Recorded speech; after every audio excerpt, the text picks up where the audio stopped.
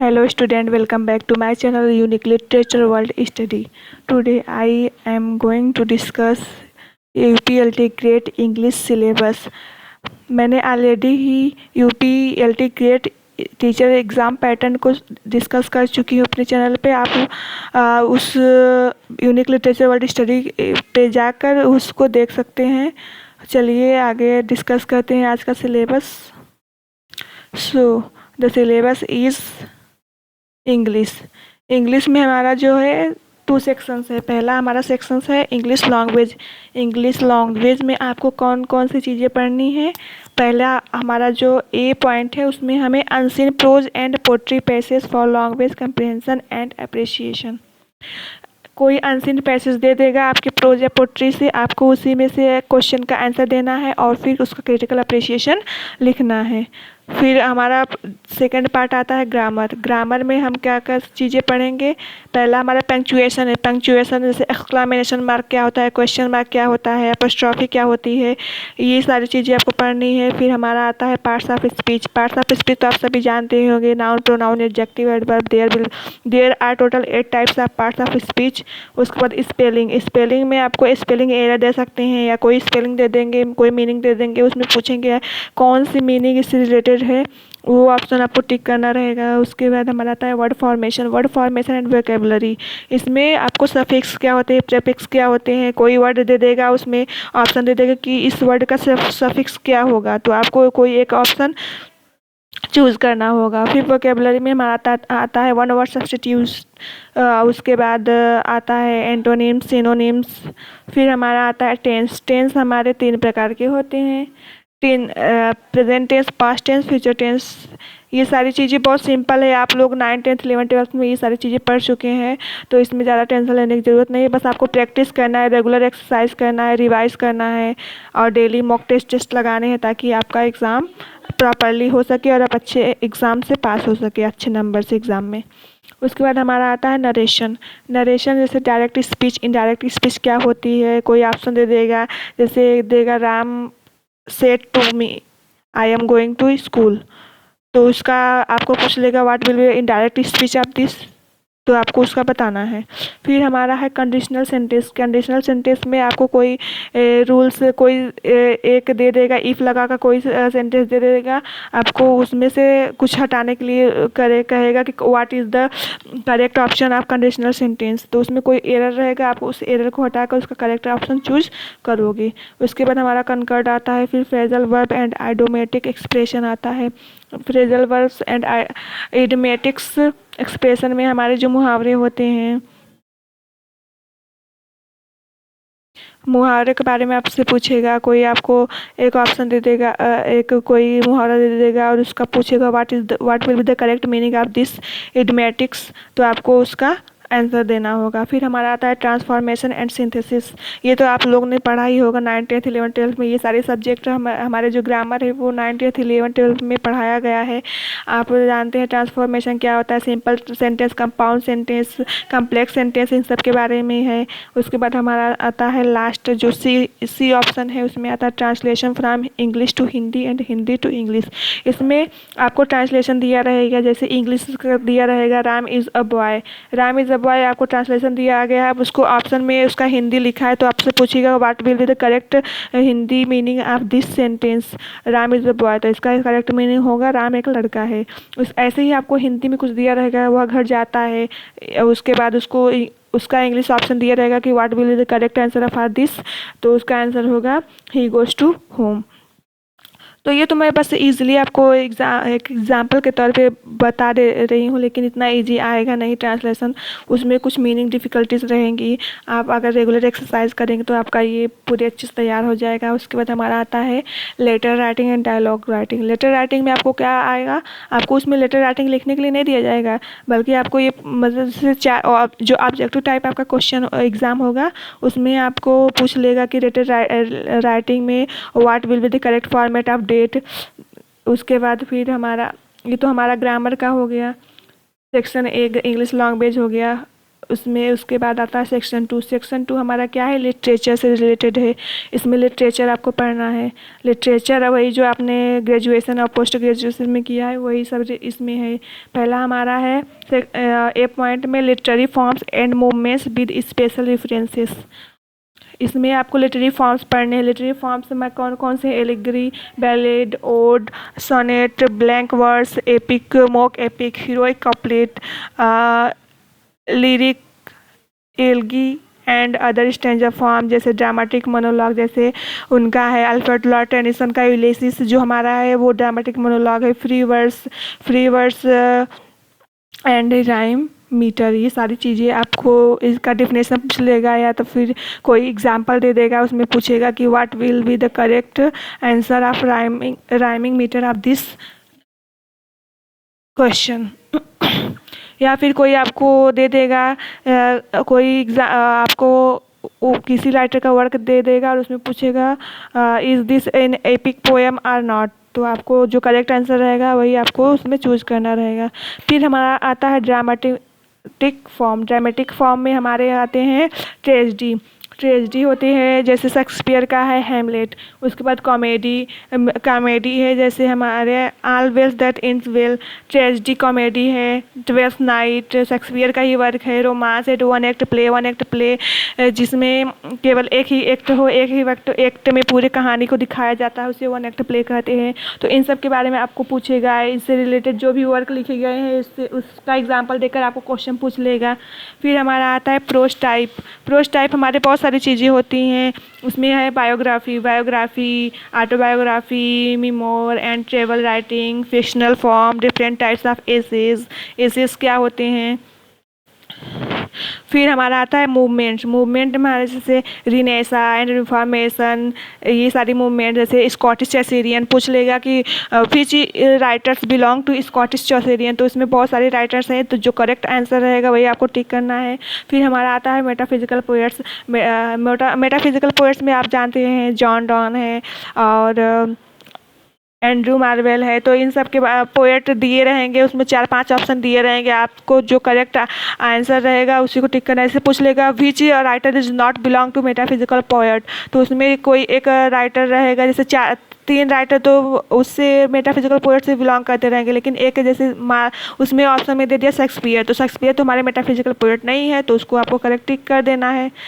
उसके बाद हमारा आता है रोमांटिसिज्म में मूवमेंट है, जैसे लिरिकल वर्स हमारा जो लिखा गया है वो रोमांटिक एज में ही लिखा गया है। उसके बाद हमारा आता है प्री रेफलाइट्स में ऐसे दांते गैब्रियल रोसेटी और विलियम मॉरिस, ये सारे राइटर से इंक्लूड्स है। फिर मॉडर्निज्म में कौन कौन से राइटर है, जैसे Virginia Woolf, James Joyce, impressionism, फिर है एक्सप्रेशनिज्म एंड सररिज्म। ये हमारे literary movements literary forms, dramatic forms, prose type. उसके बाद हमारा आता है लास्ट वाला जो इसका ऑप्शन है understanding and identification of figure of speech. आपको कोई एग्जांपल दिया रहेगा, उसमें कुछ लिखा रहेगा, आपको पूछेगा what is the figure of speech of this example, उसमें ऑप्शन दिया रहेगा मेटाफर, पर्सनिफिकेशन, सिमिली, ऐसे एग्जांपल दिया रहेगा, तो आपको जो करेक्ट आंसर रहेगा वो आपको टिक करना है। फिर हमारा आता है, वो तो हमारा पॉइंट ए था, पार्ट ए सेक्शन बी का पार्ट ए था। अब हमारा पार्ट बी आता है, इसमें पोट्री आपको क्या पढ़ना है। पोट्री में जितने भी मूवमेंट है, इंग्लिश लिटरेचर या फिर इंडियन लिटरेचर, अमेरिकन लिटरेचर, जितने भी मूवमेंट है उस सारी चीज़ों को पढ़ना है, और साथ ही साथ कुछ राइटर है इसमें मेंशन है उनके भी वर्क को आपको पढ़ना है पोट्री में। तो पहले जो राइटर है वो है हमारे शेक्सपियर के सोनेट्स दिए गए हैं। आप जैसा जानते हैं कि शेक्सपियर ने 154 सोनेट्स लिखे हैं, और इनके सोनेट्स जो है बहुत ज़्यादा पॉपुलर है। तो इसमें आपको सोनेट नंबर 29 पढ़ना है, when in disgrace with fortune and men's eyes, and sonnet number 138 पढ़ना है, when my love swears that she is made of truth. 2 sonnets आपको शेक्सपियर के पढ़ने हैं, तो इसका आपका एक राइटर का तैयार हो जाएगा पोएट्री। उसके बाद हमारा आता है Milton's on his blindness. Milton's का जो वर्क है, पोएम है, पोट्री है ऑन हिज ब्लाइंडनेस, उन्होंने अपने ब्लाइंडनेस के बारे में लिखा है, और गॉड से उनका जो रिलेशन है, गॉड किस तरह इंसानों की मदद करता है, उन्हें सही रास्ता दिखाता है, उसके बारे में जॉन मिल्टन ने लिखा है। फिर उनका एक बहुत ही फेमस और एपिक पोएम है पैराडाइज लॉस्ट। जो पैराडाइज लॉस्ट है इसको टोटल 12 बुक में बांटा गया है। तो आपको कौन कौन सा पढ़ना है? बुक फर्स्ट सेकेंड, फर्स्ट 1 से लेकर 26 तक पढ़ना है, बुक फर्स्ट और सेकेंड। यानी आपको पूरा 12 बुक नहीं पढ़ना है, 12 बस आपको फर्स्ट और सेकेंड बुक इसका पढ़ना है। सॉरी, इसमें बुक फर्स्ट आपको पढ़ना है। बुक फर्स्ट का जो सेकंड पार्ट है 1 से लेकर 26 लाइन्स तक वही आपको पढ़नी है। उसके बाद हमारा आता है जॉन डन्स का जो है कैनोनाइजेशन। ये बहुत ही मोस्ट पॉपुलर इनका वर्क है। ये एक मेटाफिजिकल पोएट्स है, इन्होंने बहुत सारे पोएम्स लिखी हैं, लेकिन ये इनका मोस्ट फेमस पोएम है और जो बहुत सारे एग्ज़ाम्स में पूछा जाता है। फिर हमारा है पोप्स का the rape of the lock canto first. इनका टोटल 5 कैंटोज है रेप ऑफ द लॉक, और ये इनका मोस्ट पॉपुलर एपिक पोएम है। एपिक पोएम आप जानती हैं, मॉक एपिक पोएम है जिसमें किसी सोसाइटी का मजाक बनाया गया है, या इस कहानी के जरिए किसी सोसाइटी के बारे में उस टाइम का जो टाइम था, जो सोसाइटी थी उनके बारे में बताया गया है। फिर हमारा आता है थॉमस ग्रेस का elegy written in a country churchyard, यानी ये एक डेथ पे लिखा गया पोएम है। फिर हमारा है विलियम वर्ड्सवर्थ एक रोमांटिक पोएट है। इन्होंने लिरिकल बैलेट्स लिखा था एस.टी. कॉलेजेस के साथ। इनका जो वर्क है देखिए टिंटन एबी, ये इनका मोस्ट इम्पॉर्टेंट राइटर है। मोस्ट इम्पॉर्टेंट राइटर है विलियम वर्ड्सवर्थ। टिंटन एबी इनका बहुत ही अच्छा वर्क है। ये हमारा लिरिकल बैलेट्स का ही पार्ट है। उसके बाद हमारा आता है इनके 2 पोएम्स इसमें दिए गए। पहला है टिंटन एबी एंड सेकेंड है the world is too much with us. तो ये दोनों पोएम आपको पढ़ना है। उसके बाद हमारा है पी.वी. शैली भी एक रोमांटिक पोएम है। इनका जो वर्क है ode to the west wind to a skylark, यानी इनके 2 वर्क है, ode to the west wind and B वाला है इनका टू अ स्काई लार्क। ये दोनों आपको पढ़ने हैं। उसके बाद हमारा आता है जॉन किट्स हमारे हैं रोमांटिक पोएट ही है। तो इनका जो वर्क है पहला है ए का है odd on a Grecian one, ये बहुत ही फेमस इनका पोएम है। और सेकंड है ला विला डैम सेंस मेर्सी। इनके भी 2 पोएम्स आपको पढ़ने हैं, यानी विलियम वर्ड्सवर्थ के 2 पोएम्स आपको पढ़ने हैं, जॉन मिल्टन के 2 वर्क पढ़ने हैं, जॉन किट्स के 2 वर्क पढ़ने हैं। और उसके बाद हमारा आता है टेनिसन हमारा अल्फ्रेड लॉर्ड टेनिसन एक विक्टोरियन पोएट है। ये यूलिसिस के लिए बहुत ज़्यादा फेमस है। इनका वर्क है पहला ब्रेक और दूसरा है यूलिसिस। ब्रेक और यूलिसिस दोनों पोएम बहुत ही अच्छा है, आप इसको ज़रूर पढ़िएगा। उसके बाद हमारा आता है रॉबर्ट ब्राउनिंग जो है वो ड्रामेटिक मोनोलॉग के लिए फेमस है। इनका जो वर्क है माई लास्ट डचेस, इनका जो वर्क है बहुत ही फेमस है। इसमें ये इनका जो इस पोएम का जो हीरो होता है, जो प्रिंस होता है, वो अपनी वाइफ को मार देता है, और उसके बाद एक पेंटर को उसके बारे में पूरा बताता है कि कैसे मैंने अपने वाइफ को मार दिया। माई लास्ट डचेस ये एक ड्रामेटिक मोनोलॉग है। फिर इनका दूसरा है प्रोस्पाइस। इनके भी 2 वर्क्स आपको पढ़ने हैं पोट्री में। फिर मैथ्यू अर्नल्ड, ये विक्टोरियन एज के राइटर है। इनका वर्क है डॉवर विच इनका बहुत ही फेमस वर्क है, आपको इसको डेफिनेटली पढ़ना है। और एग्ज़ाम में क्वेश्चन आते हैं, तो आपको ये छोड़ के तो जाना ही नहीं बिल्कुल। फिर इनका एक वर्क है मेमोरियल वर्ड्स, यानी 2 पोएम्स इनके भी हैं। फिर W.B. येट्स आते हैं। W.B. येट्स ये हमारे मॉडर्न एज के राइटर है। इनका पहला वर्क है द सेकेंड कमिंग, जिसमें जीसस क्राइस्ट के बारे में बताया जाता है कि कैसे वो दोबारा इस धरती पे जन्म लेने वाले हैं। और फिर इनका जो दूसरा पोएम है वो है सेलिंग टू बाइजेंटियम। दोनों पोएम्स आपको इनका भी पढ़ना है। फिर T.S. एलियट का most famous work the waste land, ये मॉडर्न एज का बहुत ही अच्छा और बहुत ही फेमस वर्क है, आपको इसको पढ़ना है। ये टोटल 5 पार्ट में डिवाइड है। इस सब जितने भी आपको मैं इस सिलेबस में डिस्कस कर रही हूँ उन सब राइटर्स और इनके वर्क्स का मैं वीडियो लाऊंगी और आपका फुल प्रिपरेशन फ्री में करवा दूंगी। इसके लिए आपको मेरे चैनल को सब्सक्राइब करना पड़ेगा और मेरे चैनल को मेरे वीडियोस को लाइक भी करना पड़ेगा। W.H. ऑर्डन, फिर हमारे आते हैं W.H. ऑर्डन। ये एक मॉडर्न एज के राइटर हैं। इनका एक ही वर्क दिया है, in memory of W.B. Yeats. W.B. Yeats के डेथ के बाद इन्होंने एक लिखा था, in memory of W.B. Yeats. तो उस वर्क को आपको पढ़ना है। फिर हमारा आते हैं जो राइटर हैं वो है हमारे टेड हक्स। जो टेड हक्स है वो उनका एक पोएम है क्रो अलाइट्स, इनका मोस्ट फेमस वर्क है, ये भी आपको पढ़ना है। फिर हमारे आते हैं, ये सब हमारे पोस्ट मॉडर्न एज के राइटर हैं। फिलिप लार्किंस का जो वर्क है वांट्स, ये इनका पोएम है, ये भी पढ़ना है। फिर वाइटमैन्स ओ कैप्टन माय कैप्टन, यानी वाल्ट विटमैन का जो वर्क है वो कैप्टन माय कैप्टन, ये एक अमेरिकन राइटर है। यानी ये तो हमारे जितना भी मैंने अभी तक डिस्कस किया था शेक्सपियर से लेकर फिलिप लार्किन तक, वो हमारे कौन से राइटर थे? ब्रिटिश लिटरेचर के राइटर थे। लेकिन अब हमारा क्या आ गया? अब हमारे अमेरिकन राइटर आ गया। अमेरिकन राइटर में वाल्ट विटमैन बहुत फेमस राइटर है। इन्होंने अब्राहम लिंकन के लिए लिखा है ओ कैप्टन माय कैप्टन। ये पोएम अब्राहम लिंकन को डेडिकेटेड है। उसके बाद हमारा आता है एमिली डिकिंसन एक ऐसी राइटर, इनको कन्फेशनल पोएट भी कहा जाता है। सक्सेस इज काउंटेड स्वीटेस्ट, ये इनका मोस्ट इम्पॉर्टेंट पोएम है, आपको इसको पढ़ना है। इनके जितने भी वो पोएम्स हैं, इनका कोई अलग से टाइटल नहीं है। जो इनका पोएम के स्टार्टिंग लाइन होता है इनका टाइटल भी है। इन्होंने मोस्टली डेथ के बारे में लिखा है। उसके बाद हमारे जो राइटर है ये भी अमेरिकन राइटर है, रॉबर्ट फ्रॉस्ट का जो बर्ड्स है और बी है वाला है स्टॉपिंग बाय द वुड्स, ये दोनों मोस्ट फेमस वर्क है, आपको ये भी पढ़ना है। फिर रविंद्रनाथ टैगोर, ये अब यहाँ से देखिए हमारे इंडियन राइटर स्टार्ट हो गए।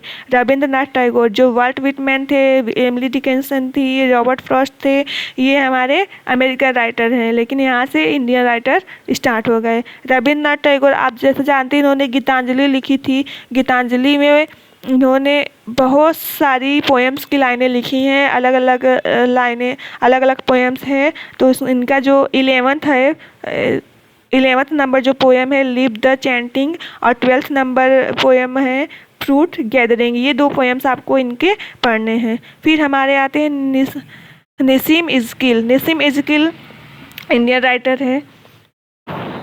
इनका एक वर्क है नाइट ऑफ स्कॉर्पियन। इनका बहुत ही सारे एग्ज़ाम्स में ये पूछे जाते हैं, क्योंकि इसमें ये अपने माँ के बारे में डिस्कस करते हैं कि कैसे बिच्छू ने मेरी माँ को काट लिया, उनको कितना दर्द हो रहा था, लेकिन लास्ट में उन्होंने क्या कहा कि आज शुक्र है कि बिच्छू ने मुझे काटा, मेरे बेटे को नहीं काटा। यानी इसमें इन्होंने अपनी माँ के अफेक्शंस और लव को डिस्क्राइब किया है। उसके बाद हमारा जो बी पार्ट है, इनका दूसरा जो पोएम है वो है फिलॉसफी।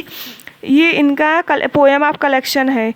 तो मैं आपको जब वीडियो इसके बारे में डिस्कस करूँगी, इसका अलग से वीडियो लाएंगे तो उसमें बता दूँगी कि कौन सा पोएम किस कलेक्शन से बिलोंग करता है, क्योंकि एग्ज़ाम में पूछे जाते हैं। उसके बाद कमला दास हमारे हैं, ये भी एक कन्फेशनल राइटर है।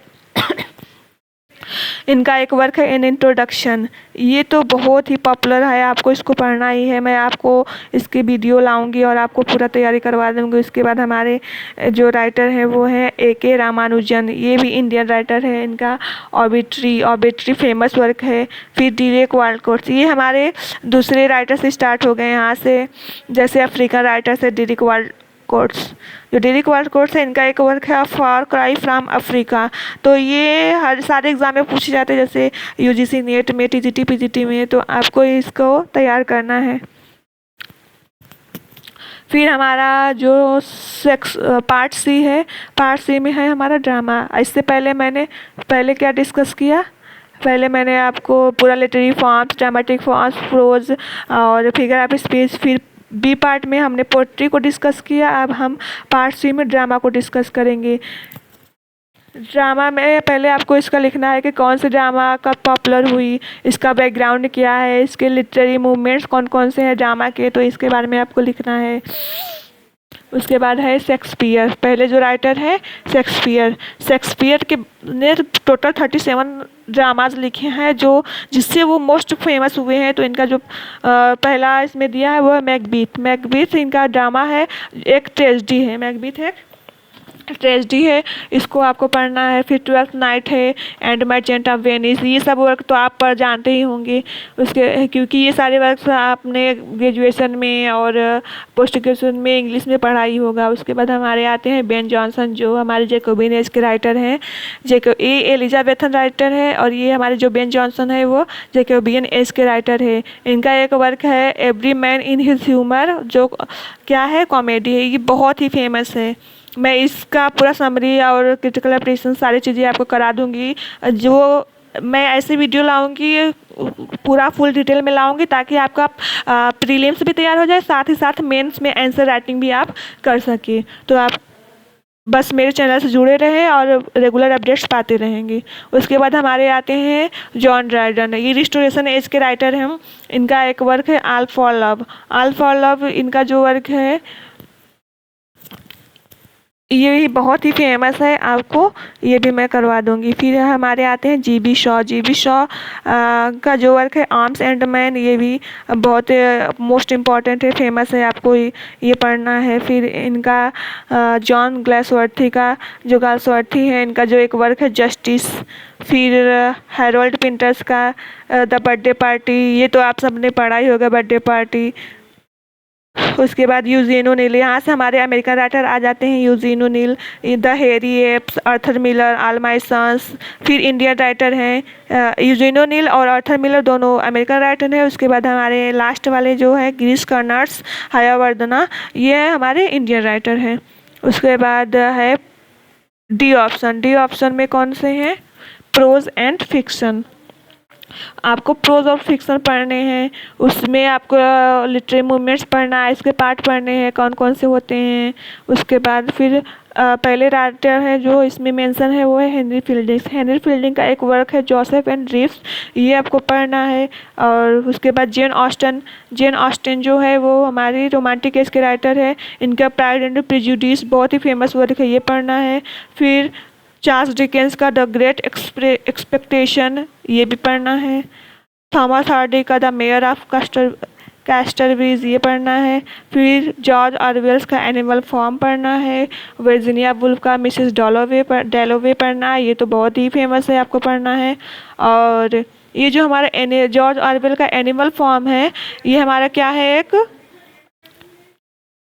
बहुत ही फेमस है। इसमें जानवरों के द्वारा बताया गया कि हमारी सोसाइटी में क्या हो रहा है क्या नहीं हो रहा है। उसके बाद हमारे हैं विलियम गोल्डिस का लॉर्ड ऑफ द फ्लाइज, ये भी बहुत फेमस है, आपको पढ़ना है। फिर हमारे अमेरिकन राइटर आ जाते हैं नेथानिएल हॉथॉर्न, इनका जो है द स्कारलेट लेटर, ये तो बहुत ही फेमस पोएम है, ये सारे एग्ज़ाम का मोस्ट इम्पॉर्टेंट ड्रामा है, मोस्ट इम्पॉर्टेंट प्रोज वर्क है द स्कारलेट लेटर, इसको आपको पढ़ना है। इसमें जैसे इसमें एक होता है ना एडल्ट्री का सीन दिखाया जाता है। उसके बाद अर्नेस्ट हेमिंग्वे का the old man and the sea है।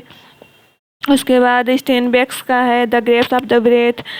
उसके बाद ये नेथानिएल हॉथॉर्न से लेकर स्टेनबेक्स, ये हमारे कौन से राइटर हैं, अमेरिकन राइटर है। उसके बाद हमारे आ जाते हैं इंडियन राइटर में है राजा राव का कांथापुरा, जो बहुत ही फेमस है और सारे एग्जाम में पूछे जाते हैं। आर के नारायण का द बैचलर ऑफ आर्ट है। कमला मार्कंडेय का टू विर्गिन्स है। और ये हमारे अफ्रीकन राइटर है चिनुआ चिप्स का थिंग्स फॉल अपार्ट, ये बहुत ही फेमस है, आपको ये पढ़ना है। मैं अपने वीडियो जो लाऊंगी तो उसमें सारे पोएम को एक एक करके डिस्कस कर दूंगी, प्रोज को, पोट्री को, पोएम्स को, ड्रामा को, सारी चीज़ों को मैं डिस्कस कर दूंगी। उसके बाद हमारे जो राइटर है वो है फ्रांसिस बेकन के बहुत सारे वर्क है जो उन्होंने लिखा है, और इनका मोस्टली जो वर्क है वो ऑफ से स्टार्ट होता है, of studies, of truth, of love, of revenge, of friendship, of marriage and single life, ये सारी वर्क्स आपको फ्रांसिस बेकन के हैं। लेकिन इसमें आपको 2 वर्क ही इनको पढ़ना है, लेकिन आपको टाइटल सबका याद करना है, क्योंकि एग्ज़ाम में पूछ लेगा कि कौन सा वर्क इनका नहीं है। क्योंकि जॉन मिल्टन ने भी ऑफ करके कुछ वर्क लिखा है तो आपको कन्फ्यूजन हो सकता है, इसलिए इनके सारे वर्क्स को आप क्रोनोलॉजी में लिखकर इसको आपको याद कर लेना है। फिर हमारे हैं जोसेफ एडिसन। जोसेफ एडिसन का है सर रॉबर्ट होम विल विम्बल। फिर रिचर्ड स्टील का है द स्पेक्टेटर क्लब। फिर चार्ल्स लैम्ब का है ड्रीम चिल्ड्रेन। ईवी लुकेस का है टाइट कॉर्नर्स। एजी गार्डनर्स का है in defence of ignorance. Bertrand Russell का है the road of to happiness. Richard Wright's का है 12 million black voices. Mahatma Gandhi का है my expectation with truth. Mahatma Gandhi Indian writer है। फिर जवाहरलाल नेहरू का भी देश में दिया है द डिस्कवरी ऑफ इंडिया।